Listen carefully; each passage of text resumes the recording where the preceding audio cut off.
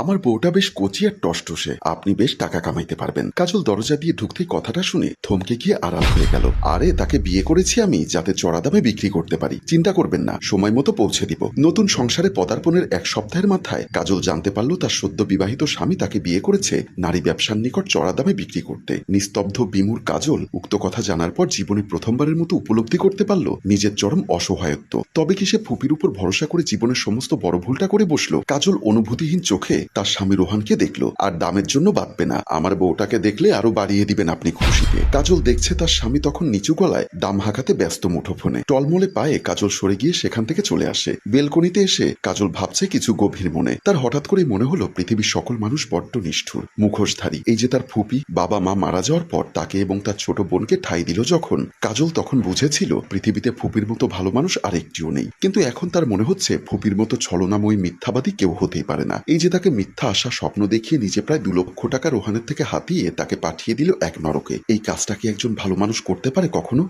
আর রোহান মিষ্টি ভাষী মধুর মতো কথা বলা শ্যামবর্ণের ছেলেটা, সে কি করলো কাজলের সাথে? এত বড় ধোঁকা, এত নিখুঁত নাটক। কাজলের অধর কাঁপছে প্রবল, হৃদস্পন্দন থেমে আসতে চাইছে ক্ষণে ক্ষণে। কয়েকটা মাত্র শব্দ, অথচ এই কয়েকটা শব্দ শ্রবণ করেই তার নিজেকে বদ্ধ উন্মাদের ন্যায় লাগছে। এ কি কাজল, কখন এলে তুমি? উল্টো পিঠ হয়ে দাঁড়িয়ে থাকা কাজল তাচ্ছিল্যের হাসি দিল। কয়েক মুহূর্ত পূর্বেও সে এই ছেলেটার কণ্ঠ শোনার জন্য মরিয়া হয়ে যেত, অথচ এখন তার এই মুহূর্তে ইচ্ছা করছে রোহানকে গলা চেপে হত্যা করতে। সে ভাবছে রোহানকে কিছু জানতে দেওয়া যাবে না, তাহলে হিতে বিপরীত হতে পারে। রোহান মানুষ নয়, যদি সে জানতে পারে কাজল তার গোপন কথা জেনে গেছে, তাহলে যে তার ক্ষতি করতে বিন্দুমাত্র সময় রোহান নেবে না। কি হলো, তোমাকে এমন দেখাচ্ছে কেন?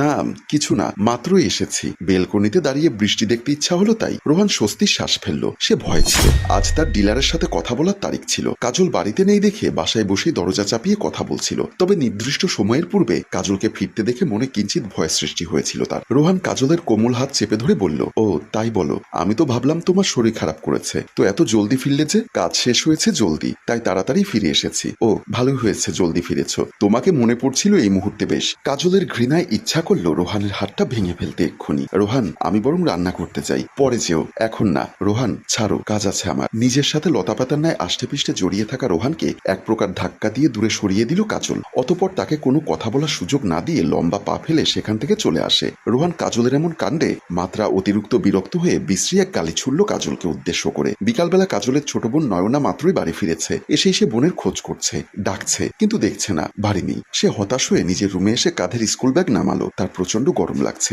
মাত্রাহীন গরম, গলা শুকিয়ে কাটতার। পানি খেতে সে রুম থেকে বের হয়ে যায়। ডাইনিং টেবিলে আসতেই সে তার বড় বোন কাজলকে জড়িয়ে ধরে প্রশ্ন করলো, কই ছিলে আপা? আমি সেই কখন থেকে তোমাকে খুঁজছি। কাজল বিমর্ষ গলায় জবাব দিল, ছিলাম আশেপাশেই। কিয়ৎক্ষণের মৌনতা, তার আপাকে স্বাভাবিক দেখাচ্ছে না, কেমন বিষণ্ণ ছন্ন ছাড়া লাগছে। নয়না সন্দিহান কণ্ঠে বলল, কি হয়েছে আপা, তোমাকে এমন লাগছে কেন? কাজল চটপট কিছু ভাবল। রোহানের কাছে তার আর থাকা চলবে না, সেই নরপিশাচের কাছে নিরাপদ নয়, আর নাইবা তার বোন। সে শক্তপোক্ত সিদ্ধান্ত নিল নিমেষেই। মুখশ্রীর রূপরেখা পাল্টে গেল তার। নয়নাকে উদ্দেশ্য করে বলে উঠল, নয়না যাও তো, ব্যাগ গোছাও তাড়াতাড়ি, তোমার দরকারি জামা কাপড় ব্যাগে ঢোকাও, আমরা আর এখানে থাকবো না। নয়না ফ্যাল করে তাকালো। ভীষণ কৌতূহল কণ্ঠে সে শুধালো, কেন আপা, আমরা কোথায় যাব? কেনই বা যাব? নয়না, তোর দুলাভাই ভালো মানুষ না, আমাদের পালাতে হবে, না হলে আমাদের ভীষণ বিপদ। যা বলছি তাই কর জলদি, আমি আমার প্রয়োজনীয় জিনিসপত্র নিয়ে এসেছি। নয়নাকে আর বোঝাতে হলো না। সে বোধহয় বড় বোনের অব্যক্ত কথা ভালোই বুঝতে পারলো তার আপার কপালে বুঝি নতুন জীবনেও সুখের সন্ধান হয়নি। সে ছুটে যায় নিজের রুমের দিকে। ছোট বোনের হাত ধরে কাজল উদ্দেশ্যহীন পথ ধরে হাঁটছে।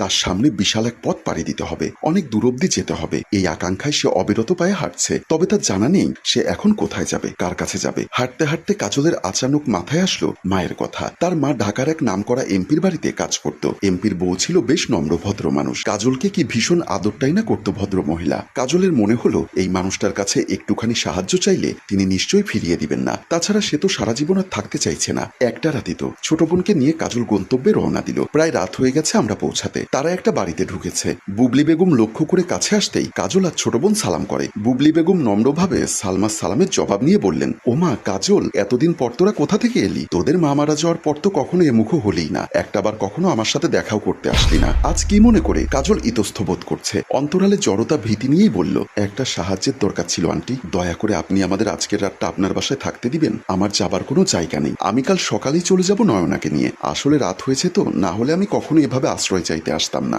এভাবে বলছিস কেন কাজল মা? আমি কি তোদের আপন কেউ নই? তোরা আমার মেয়ের মতো, শুধু আজকের রাত কেন, তোরা সারা জীবন আমার বাড়িতে থাকলেও আমি কিচ্ছুটি মনে মনে করব না। কাজল মাথা নিচু করে দাঁড়িয়ে আছে, ওনার প্রতি দৃষ্টি ফেলে মিয়ে আসা কণ্ঠে বলে উঠল, সারা জীবন না আন্টি, আজকের রাতটাই শুধু থাকতে চাই, কাল সকালেই আমি চলে যাব। রাত তখন 2:20। কাজলকে জাপটে ধরে নয়না তখন তন্দ্রায় আচ্ছন্ন। কাজলের চোখে ঘুমের নেই কোনো ছাপ, তার মস্তিষ্কে ঘুরপাক খাচ্ছে হাজারো দুশ্চিন্তা। মুখশ্রীতে লেপ্টে রয়েছে বেদনার চিহ্ন।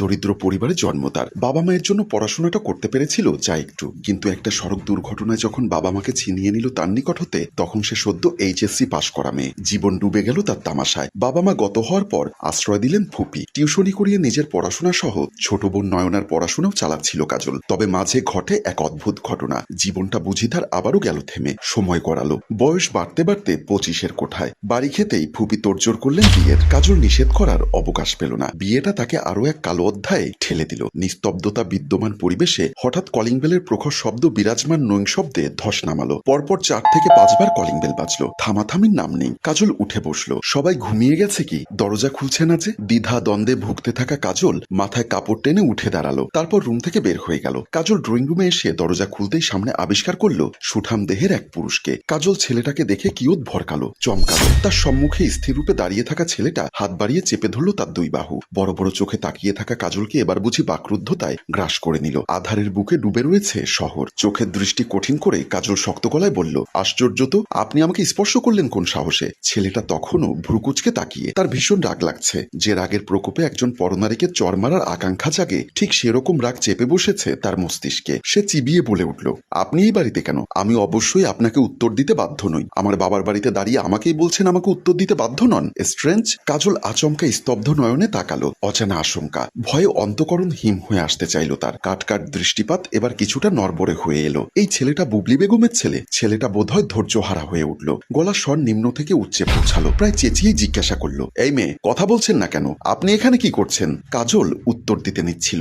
আচমকা এক ভারী কণ্ঠ তাকে থামিয়ে দিল। আকাশ, তুমি আবারও মধ্যরাতে এখানে এসেছো? কাজল দেখে বুবলি বেগম দাঁড়িয়ে আছে। আকাশ সরু চোখে তাকালো। মায়ের দিকে তাকিয়ে বলল, এই মেয়েটা এখানে কি করছে? ও আমার কাছের মানুষ, তাই সে এখানে। তুমি যদি আজ রাতে বাসায় থাকার উদ্দেশ্যে এসে থাকো তাহলে নিজের রুমে যাও। আকাশ অপমানিত বোধ করলো। যদিও মায়ের উক্ত ব্যবহারই তার স্বাভাবিক ব্যবহার, তবুও বাহিরের এক মেয়ের সামনে তার মা কখনো এভাবে কথা বলতে পারে সেটা সে ভাবেনি। এক নজর আশেপাশে তাকিয়ে সে যে পথে এসেছিল সেই পথ দিয়েই বাড়ির বাহিরে চলে গেল। বুবলি বেগম কাজলকে নিয়ে ড্রয়িং রুমের দিকে যায়। সোফায় বসে জিজ্ঞাসা করলো, এত রাতে উঠেছিস যে? দরজা খুলতে বুঝি? জি আন্টি। ঘুমের ব্যাঘাত ঘটলো তোর, যা ঘরে যা। ও আর আসবে না। আর রাতে 1000 বার কলিং বেল কেউ দিলেও আর কখনো খুলবি না। কাজল মাথা নাড়ল। বুবলি বেগম তার মাথায় হাত বুলিয়ে নিজের ঘরে চলে যায়। কাজল সেদিকে তাকালো একবার। তার মাত্র ঘটে যাওয়া ঘটনাটা মাথায় ঢুকলো না। তবে এতটুকু নিশ্চিত সে, আকাশের সাথে যে এই পরিবারের তেমন একটা ভালো সম্পর্ক নেই। সকাল হতেই বিছানায় কাজলকে ছন্ন ছাড়া দেখালো। কি করবে, কোথায় যাবে, কিভাবে একটা কাজের ব্যবস্থা করবে তা ভেবে ভেবে তার গলা শুকিয়ে এলো। শুষ্ক চোখ জোড়ায় পানি এসে জমল। ছোট বোনের চিন্তায় বুকের ভেতরটা হাহাকার করে উঠল। সে এইচএসসি পাস, অনার্স 2য় বর্ষ অবধি পড়ার সুযোগ পেয়েছিল, যা কোনো কাজেরই না। ভবিষ্যতের চিন্তায় ব্যাকুল হয়ে উঠল তার অন্তঃকরণ। কাজল তখনও নিশ্চিন্তে ঘুমোচ্ছে। কাজল বোনের দিকে অসহায় চোখে তাকিয়ে থাকলো কেবল। তখনই দরজায় টোকা পড়ল। কাজল উঠে দাঁড়িয়ে এগোলো। দরজা খোলার পরই তার দর্শন মিলল বুবলি বেগমের সাথে। কাজল ভীষণ লজ্জা পেল। আজ তার এই বাসা ছেড়ে চলে যাওয়ার কথা, অথচ সকাল 10টা বেজে গেল। তবুও সে বেহায়ের মতো ঠায় পড়ে আছে এ বাড়িতে। আন্টি, আমি এক্ষুনি চলে যাচ্ছি। আসলে নয়না এখনো ঘুম থেকে ওঠেনি তো, তাই দেরি হলো। বুবলি বেগম থমথমে গলায় বললেন, আমি কি তোকে চলে যেতে বলেছি কাজল? কাজল আমতা আমতা করে কিছু বলতে নিতেই বুবলি বেগম তাকে থামিয়ে বলল, এখন তুই কোনো কথা বলবি না। আমি যা যা জিজ্ঞাসা করবো তার সঠিক উত্তর দিবি শুধু। বলতো মা, তুই এতদিন কোথায় ছিলি? কাল রাতেই বা তোকে কেন আমার বাড়িতে আশ্রয় নিতে আসতে হলো? কাজল তার বিষণ্ণ দৃষ্টিপাত ভূমিতে ফেলে রেখেছে। শেষ বিকেলের পরন্ত রোদ্দুরের মতো তার মুখশ্রী হয়েছে ফিকে। সে ভেতরে কথা সাজালো। ইচ্ছা করেই নিজের বিয়ের ব্যাপারটা চাপা রেখে বলতে লাগলো, আমি এতদিন আমার ফুপুর বাসায় ছিলাম, কিন্তু ফুপু আর আমাদের 2 বোনের ভরণ পোষণ নিতে পারছিলেন না। আর আমরাই বা কতদিন ওনার ঘাড়ে চেপে বসে থাকবো? তাই চলে এসেছি অস্থির হয়ে। সিদ্ধান্ত নিয়েছি ছোটখাটো একটা চাকরি করে নয়নাকে বড় করে তুলবো। আমার পড়াশোনাটা তো আর হলো না, নয়নাকে না হয় মানুষ করি। কি চাকরি করবি ভেবেছিস? না আন্টি, মা, তাহলে তুই আমার কাছে থাক চাকরি না হওয়া পর্যন্ত।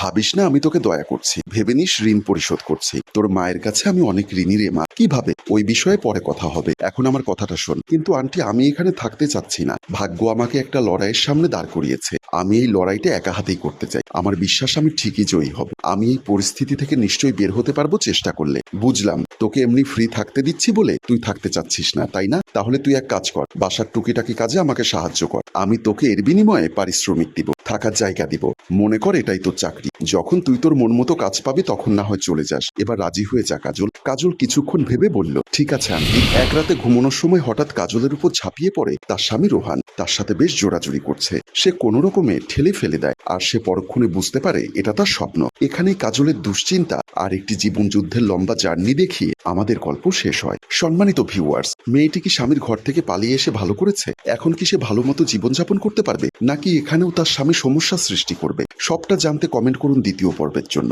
গল্পটির ভাবনা ও পরিচালনায় হাশেম রাজু, চিত্রগ্রহণ সিহা ও প্রযোজনায় মঞ্জুর মোর্শেদ মিউজিক প্লাস। গল্পটি ভালো লাগলে লাইক, কমেন্ট ও শেয়ার করে দিন। ধন্যবাদ।